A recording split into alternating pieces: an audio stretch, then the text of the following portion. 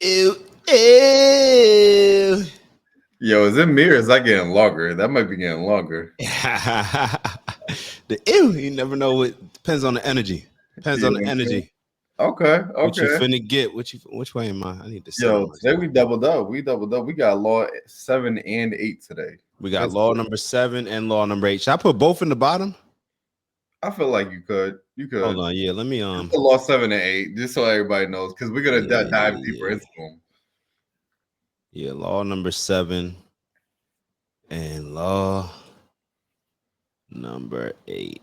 Boom. Oh, love it. You want to do a high level law number 7 and law 8? What you thinking, boy? Let's you want me to set it off? I'll pop it off. So law number 7, get others to do the work for you, but always take the credit.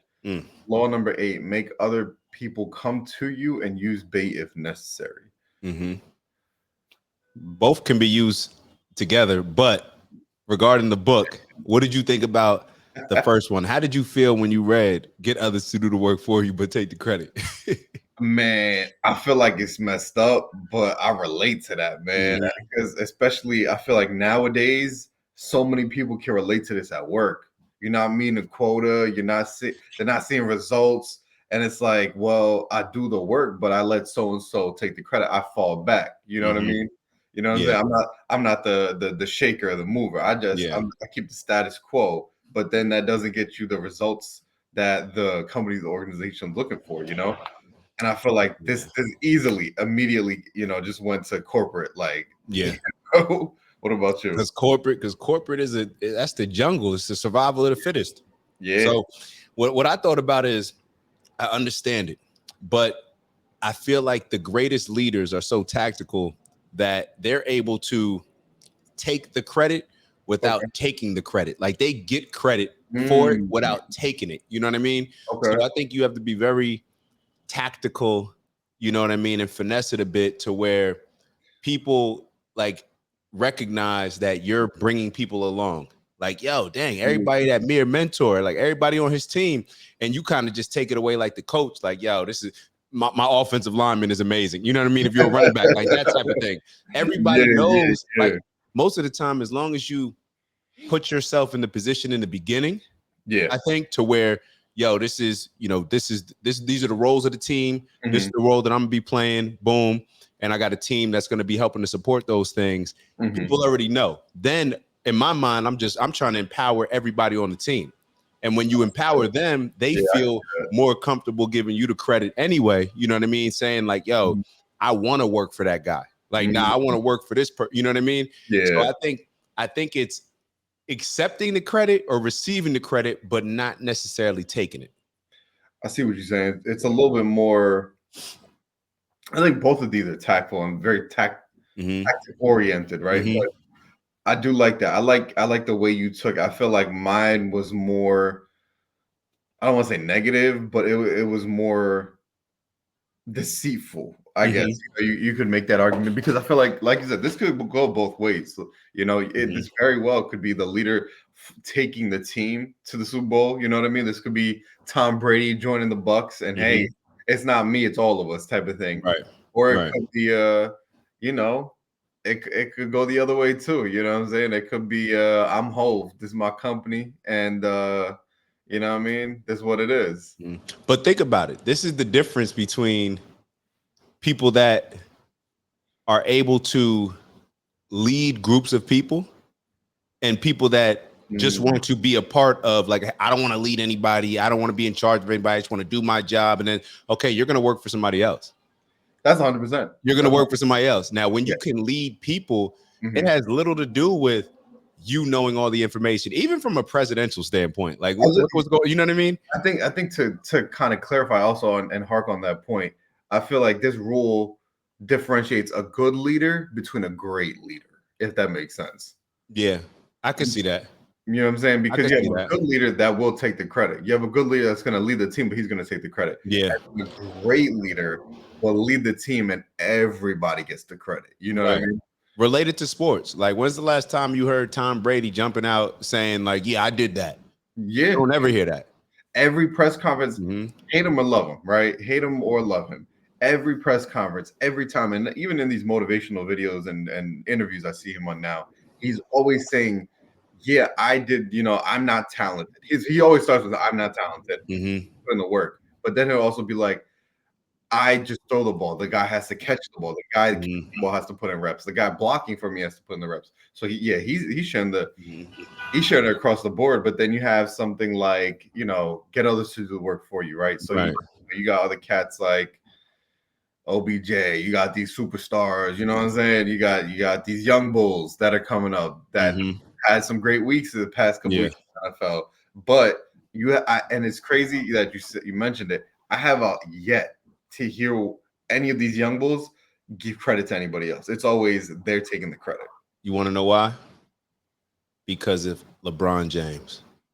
I just I say this because LeBron, in my opinion, like he's different leaders establish culture.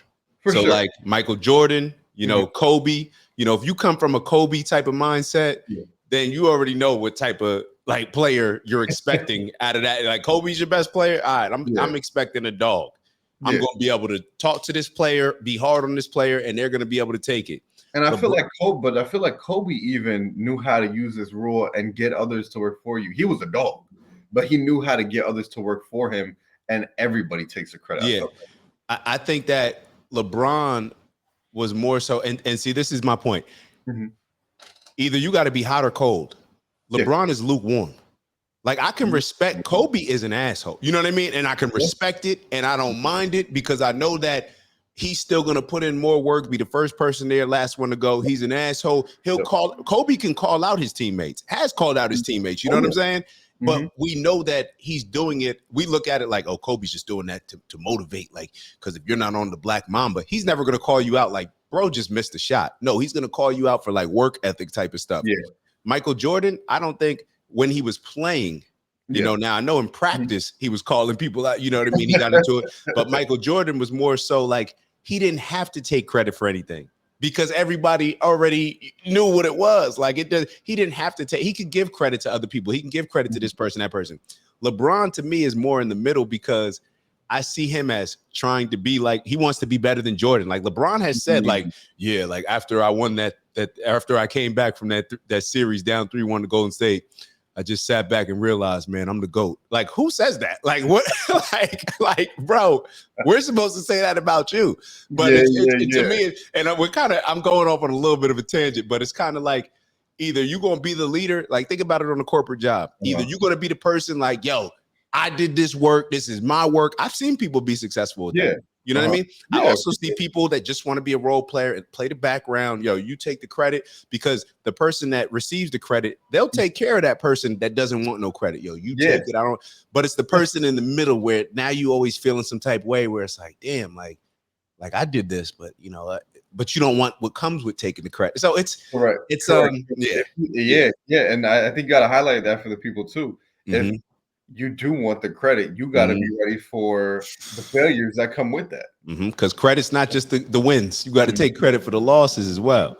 You know what I mean? So, and you're right. It's the difference between a good leader and a great leader, which can be something very small. And just to touch on with the book, who even knew that, like, based on reading this chapter, I'm thinking Thomas Edison was just the manager. Yeah. Like Tesla was actually all these different people. And how many times have we heard this where it wasn't Thomas Edison that created this? It was Lewis Latimer, or I forget the guy's name, where they used to always say that I think it was a black guy in Lewis Latimer, a black guy that was in his Thomas Edison's factory or whatever you want to call it, that was creating a lot of this stuff. Wow. But Thomas Edison's name was on it because, hey, if I pay you to create something and this, I'm about to really, so this is the same thing with Tesla. Tesla wanted the credit. You know what I mean? He was pissed off because he's like, yo, like I'm creating all this stuff, but I can't get funding because I've never received credit for the inventions that I actually did. They see it as Edison creating it. So it's, I was about to go somewhere else. I totally lost my train of thought. It's crazy that growing up, I was always taught that, light bulb, Thomas Edison, like 1,000 times, 1,001, he got it. Yeah. And he's the one that got the credit. And just, growing up and doing further research and seeing that there were people behind him that were doing it. It wasn't him in the studio, as much as they want to put it in a movie or whatever, you know what I mean? It wasn't him in an electrician studio or whatever factory that is in West Orange, and just him and the candle and him just chirping away at a light bulb. It was him, a team, funding, research, everybody. And like you said, Tesla and Lewis, I actually never heard of him. I got to do that research. Putting in the work before, and there were a few people. There was a few people that wanted to intern with Edison. You know what I mean? And like I've heard that story. There's who's the guy, Napoleon Hill, that wrote a bunch of those books. There's a connection with some of these books that I've read before with a lot of people going up to Thomas Edison in West. I think it was. I don't even think it was called West Orange at the time. It was actually in East Orange, I believe. But I don't even know why I'm remembering all this stuff. Yeah, I got something for you. Okay. So this is about to be controversial. Do I want to go? All right, this is the last thing. I'm not. What you got? So you know how everybody says slaves built this country? Okay.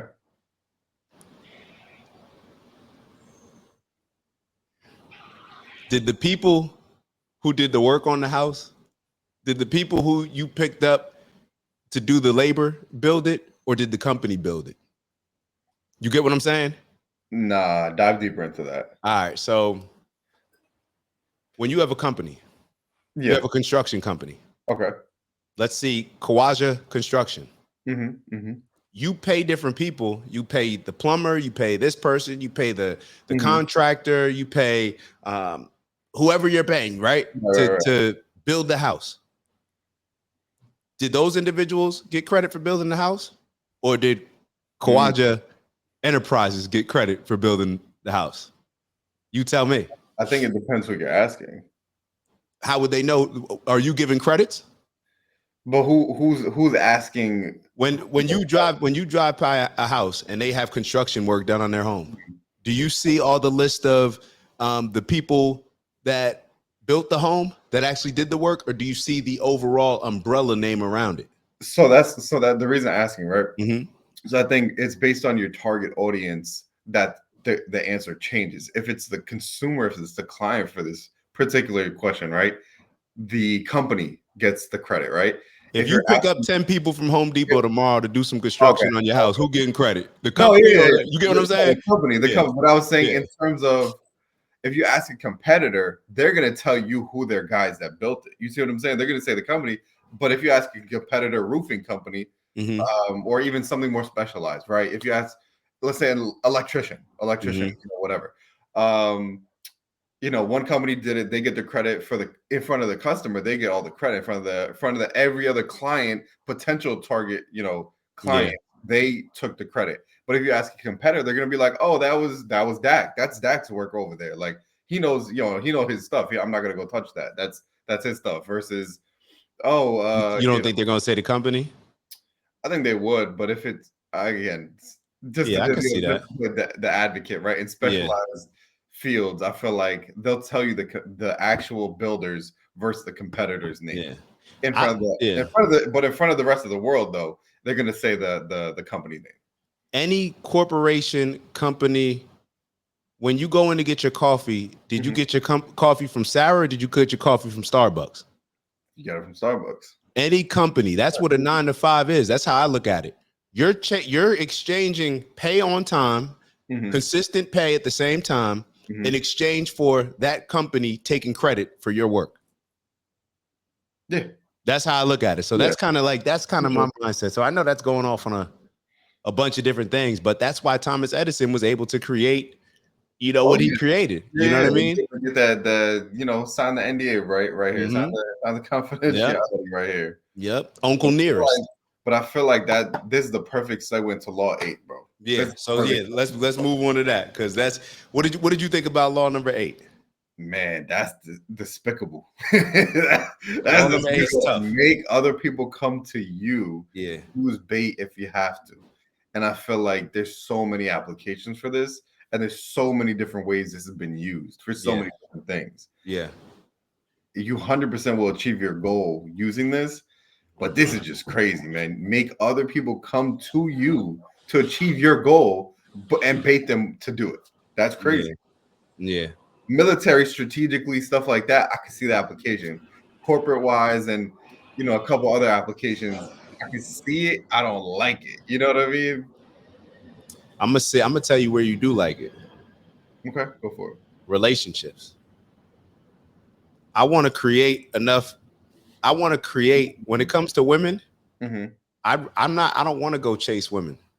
I want to build myself up to become a certain type of person to where women come to me. You feel me? That's kind of, so that's like the relationship aspect.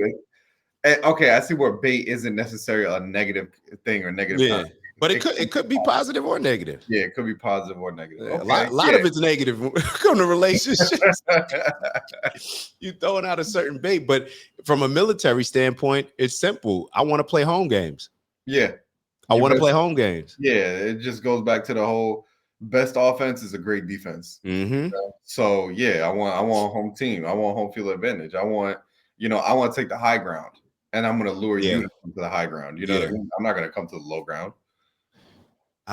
We just looked at Troy the other day. Okay. Remember the movie Troy? Yeah. Where they had those walls, like those real tall walls. They would have never been, those walls had never been penetrated. They would have never, ever lost that war. But they decided, instead of just hanging behind their walls, they decided to go on the other side and look at this thing that was sitting on the shores of their beach. They should have just stayed behind their walls. You know what I mean? And it'd have been done up. They'd have been done. So it's interesting. Like, even, and then like how they were talking about in the book with who was it, Napoleon, using other people's aggression. Yeah. Because when you're aggressive, like, think about when you get angry or you're passionate about something, and you think you see a weakness in somebody else. So now it's like you want to exploit it real quick. Yeah. So then you're so over aggressive, you're not even thinking like, yo, this could just be a setup. This could be a play. Yeah. You see, it's the bull and the matador, right? You see ready, you just charging, and the matador is able to capitalize on that. You know? Yeah. It happens in stocks. All the time. Like, think about what stocks you get real passionate about. Yo, put 100 on it. Put give me another 100 of things. I think like the perfect example, Wolf of Wall Street. I mean, I read the book also, but for everybody, the movie, right? Yeah, they're capitalizing on, hey, we gave you the good Disney stock at 100. It went to 200 now. Now give me, 1,000 so I could dump into penny stocks and make my 50% commission, right? So I feel like, stocks is definitely a very lethal application of this. Yeah. And even think about the leverage when we're going to get a job, or when somebody's reaching out to us to bring us on. You know what I'm saying? It's like, I want to be so established, and you have to earn it. You know what I mean? You got to earn it, just like anything else. But it's like, when you get to a point when a company's reaching out to you to hire you for your services, is a totally different experience than when you're reaching out to them. 100%, like, bro, 100%. I go through that all the time now. Yeah. The bait in this case is positive. It's the experience and skills, talent, work, tool bag, everything. Yeah. It's that building up the tool bag, building up your Rolodex, building up your connections, so that the bait in this case is something that is attractive to these companies. And then now you have the leverage. Now you can approach them. I think another popular example that comes to mind that people may not think of is Nip. I'll be relaying a lot to Nip. I'm sorry. I just don't apologize. Don't apologize for that. Shout out to the last of the real, man. I ain't gonna hold it. But he created his own persona. He created his own image, mailbox money, all money in. He created his bait. And then instead of signing to a label like everybody else usually does, I got one hit wonder, boom, I'm out. Let me sign a label, with a label. He created, and I think there was an interview, I got to find it. He labeled that I didn't sign to a label. We're partners with the label. And I created the foundation to where now I had the justification to be at the partnership level versus just signing to a label like every other artist. Yeah. Now, Nip is a good one. Like, so many lessons come from his interviews, his life, like just observing from afar, being close by. We learn a lot from Nip. I had to rewatch. I just recently started rewatching this movie. That's why that came up. Yeah. Came to mind, you know, because I feel like there's a couple key staples in the culture and in this past generation. I will say, not this generation, past generation, that you could learn a lot from. You could listen to the music and gain, you know, get some game, and you can look at their interviews and immediately pick up some game, no questions asked. Yeah. And when you make people come to you, like you're almost like they're focused on one thing while you can be thinking about something totally different. You And know, yeah, for sure. You could also take it in the sense of product placement in supermarkets, right? Or even like when you go to the bar for a drink. Let's talk about these two, right? When you go to the bar for a drink, right? You're going. Their bait is the bet. Their bait is a drink and what or the vibe for the night. Right. They make you come to them, and now they're offering you additional drinks. They're offering you food. They're offering you, hey, we have the game, we have the fight, we have this. Also, if you come back tomorrow, we have more food. We have another event coming, and we'll give you half off because you came here today. And then we're flipping over to the supermarket, right? They're using bait, you know, for example, what you need, your groceries, right? But you're coming to them, you're going in, you're seeing one product, and then you're like, based on the placement of the store and of that brand, ShopRite, Costco, whatever the case may be. Okay, I came here for what I come here for. Oh, I came here for like, I don't know, Pop-Tarts. I came here for Pop-Tarts. And now you getting there. Yeah. You're like, well, the placement of the store, now you get everything. Now, well, to get Pop-Tarts, I got to go past the cereal aisle. Well, you know what? I think I actually do need cereal. Okay, now I got Pop-Tarts. Now I'm in the back of the store by the freezer. Yo, do I have milk at home? That's crazy. And then the bait just keeps clicking. And it keeps going and going. That's a good point, bro. That's a good point. And I never knew up until recently. I think it was like a year or two ago. There's a science to that. They have science, psychological, like people that work at these companies for corporate that will strategically place certain things in stores. And I didn't know that was a thing. And they get down to like the color of the item, the branding, right? How big the words are, what pops when you say. I'm like, man, that would be my bad habit at late night choices. That's a tough one. The grocery store, that's not where you want to, man, especially some of these spots. Even you talk about the grocery stores, even the gas stations, they do the same thing. You see what's near the checkout. And so this is something that I was just thinking about when we were talking earlier regarding the jobs, but think about negotiating. Okay. Like when you're negotiating, you never want to make the first offer. Whether you're buying a car, whether you're negotiating a salary, you always want them to come to you first with an offer. First. You know, they're trying to say, well, how much can you afford to pay? You know what I mean? And you're like, and then you always give me your best deal. Like, I'm not give me your best. I 100% do that today. I'm you know, dude's asking me like, hey, so what's your target salary? And it's just that awkward silence, dude. $1 billion. It's that awkward silence. I'm like, if I answer this question, I lost. If he answers it, he lost. So I immediately just kicked it back. I'm like, well, what do you have for this? Let's talk numbers. Let's talk Fetty. And immediately caved. Immediately. But to your point, it's that negotiation. It's that bait. Who's gonna take the bait first? You know? And you know what? I started even prepping situations like that. I let people know my services are very expensive. So I'm not sure if you're for real, because then you let people know from the jump, like, listen, this is not going to be a back and forth negotiation. My services are very expensive. If this is not what you're looking for, these are the things that we provide. If this is something that you're looking for, we can execute. However, if it's not, okay, well, what's your this is our, you know what I mean? I'm always going to lead with that. And then it makes everything else, they're not surprised. They know it's a big number. Now, if it's less than what they were thinking, then all right, I guess we're good. Now y'all feeling good, I guess, Now everything's happy. Everything. So circling back. So 7 was get others to do the work for you, but always take the credit. I think we had some real good examples of that, especially highlighting, Tesla's involvement with Edison, to the point where like Tesla's really the guy, like, you know what I mean? All these other people, but Edison is that brand name recognition, if you will. Edison, the guy that's willing to pay y'all to manage. and can bring and can lead, like that's going to be a You know valuable what? thing. I'm gonna do you one better. I'm gonna do Mhm. you one better. This is gonna be so controversial. This is gonna be. I hope people don't take it no way. Don't take it whatever. But Christopher Columbus. Yeah.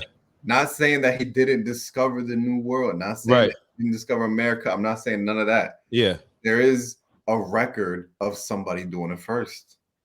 But Mhm. Christopher Columbus got the credit, which is, you know what I mean? Brand name Yeah. recognition. That's what I was saying regarding to slavery. Mhm. You know what I mean? You could say, just like Tesla was saying, when he's Mhm. trying to get funding and can't raise any money, he's telling people, I created this, I created that. Yeah, but if you don't get the credit and demand the credit and establish it up front, then you know you just worked for the guy. Like you're not the guy. Yeah, 100%. You know, Did you do it or did you just work for it? right? We don't know. Yeah, and I feel like that's still a question today. Yeah, I feel like it's a that's trick funny. question because I That's feel like funny. people ask you that in interviews today too. Yeah, They're like, "Oh, well, did you have experience doing that, or were you part of the team doing that?" yeah, And it's like, well, like you said, I'm not gonna say I am Starbucks. Like I was part of the team at Starbucks. right, You know what I mean? right. It's and see, this is all right. So real quick before we wrap it up, and this is why it's important to, no matter what you're doing, make sure people like see yourself as a brand. If I go into Starbucks, imagine how powerful that is. If instead of if the customer's mindset goes from, oh, I grabbed coffee from Starbucks, no, I grabbed coffee from John. Yeah, John, great. You know what I mean? Now, John, that's bro. You have that's like, your brand. You know what I mean? Like they're like, yo, you don't know John? Yeah, oh, now people going to see John. You know what I mean? So it's like, what? What's John? Who's John? Yeah, and then I guess so 8 was just make other people come to you. Use bait if necessary. We talked about relationships. We talked about corporate. We talked about war. I see it all as just being stoic, being still sometimes, just stopping. Yeah. And just like seeing how other things move, you know? And letting everything kind of come together as well, you know? Being able to take yourself out of the moment. I feel like these were very stoic in the sense of taking yourself out of the moment, see the long game, see the whole entire playing field. Or quote unquote the battlefield, as the book would call it, right? And seeing how it's going to play out. I think that was a prior rule, right? Seeing how everything's going to play out. Yeah. I think this harks on that. I think the best thing to note also is that these rules add on to each other. They're not one and one. They're all intertwined. And this is why, going back to the first time we recorded, when you first told me why this book is banned in prisons. Yeah, man. Yeah. You know what's crazy? As soon as we started reading this, I feel like a lot of people on social media and the internet verse, if you will, are reading this book now. Yeah. It's it's heavy. So that's why it's helpful for me to go through it with people. You know, to kind of throw those ideas out there. But for all y'all listeners, y'all are more than welcome to chime in, join us. You know, if you want to cam up or if you want to get the audio, we welcome it. We're gonna be rocking out with y'all. We may probably I like what you suggested, Mir, doing more than one chapter because that we got other books. Yeah, we got a whole list. This ain't the only book we ever read. Oh, and then you gotta tell them about thinking about doing an in-person event, maybe. Definitely. In-person event, baby. We're definitely gonna do an in-person event. Definitely, that's gonna allow us to build in a different way. You know, really be able to build, and as everything that we do, network and come together, building camaraderie, building community. That's what we're all doing this for. So all these lessons that we're learning, when we come together, hopefully we can provide opportunities for each other to kind of execute on these things. So I'll leave it at that. You got the last words. Last words. This book is toxic. I can't call it. But law number 9 for next week: win through your actions, never through argument. That's actually not toxic. That's actually kind of like wholesome. I ain't gonna hold you. We need a refresh. I was gonna say that we need a refresh. I'm not gonna lie to you. Yeah. On that note, take it away, D. We'll see y'all next week. Like we said, we're gonna be involving other books. You guys reach out to us if you want to tap in, join us in any capacity. Definitely let us know. We're going to be having some in-person events as well. And if you guys want to suggest another book or the next book, let us know. Let us know. Yeah. And it's not a commitment. You know what I'm saying? You can hop Yeah. in for a week, hop out for a week. We all have lives, you know? So it's at your will, at your leisure. Let's build, let's grow. And let's just keep executing. Let's just keep learning these lessons and applying them with finesse. Definitely with finesse. Definitely with finesse. We'll see y'all soon, man. Ew. Out of here.